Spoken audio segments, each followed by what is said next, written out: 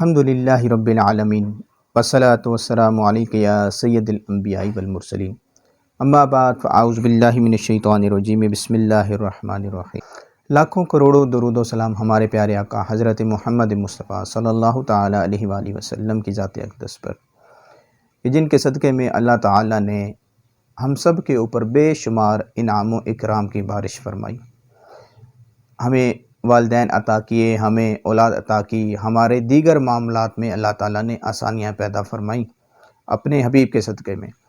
اس لیے آپ کو چاہیے کہ ایک دن میں کم از کم 313 بار نبی کریم صلی اللہ علیہ وسلم کی ذات اقدس پر درود پاک پڑھیں۔ انشاءاللہ عز و جل آپ کی تمام مشکلات، آپ کی تمام پریشانیاں بہت جلد آپ کی آنکھوں کے سامنے ختم ہوتی ہوئی نظر آئیں گی۔ آج ایک انتہائی بہترین عمل آپ کی خدمت میں لے کر حاضر ہوا ہوں۔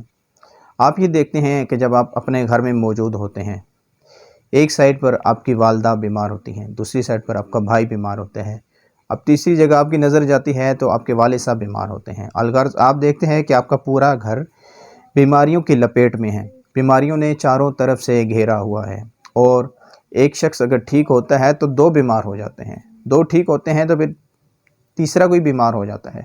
الغرض یہ معاملات ایک عرصے سے آپ کے ساتھ چل رہے ہیں اور بیماریاں ختم ہونے کا نام نہیں لے رہی۔ تو آپ کے لیے انتہائی بہترین عمل انشاءاللہ عز و جل ہم لے کر حاضر ہوئے ہیں، اور یہ قرآنی عمل ہے۔ جی ہاں، یہ قرآنی عمل ہے۔ قرآن پاک کی ایک صورت ہے سورہ مائدہ۔ یہ سورہ مائدہ کا عمل انتہائی بہترین عمل ہے کہ آپ کے سارے گھر والوں کے لیے، جو بھی بیمار ہوتا ہے اس کے لیے، یہ خصوصاً بیمار حضرات کے لیے ایک بہترین صورت ہے۔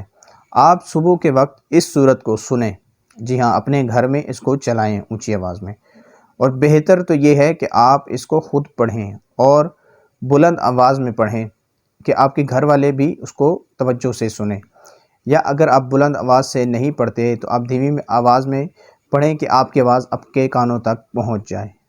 اور یہ عمل آپ نے 41 مرتبہ کرنا ہے۔ جی ہاں، 41 مرتبہ اس صورت کو آپ نے پڑھنا ہے صبح کے وقت۔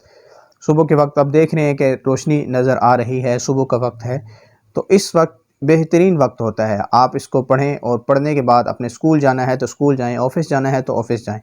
انشاءاللہ عز و جل آپ خود دیکھیں گے اس صورت کی روحانی برکت سے آپ کی بیماریاں کیسے آپ سے دور ہوتی ہیں۔ اللہ تعالیٰ سے دعا ہے جو کچھ بیان کیا سمجھ کر عمل کرنے، دوسرے اباب تک پہنچانے کی سعادت نصیب فرمائے۔ آمین بجاہ نبی الامین۔ السلام علیکم ورحمۃ اللہ وبرکاتہ۔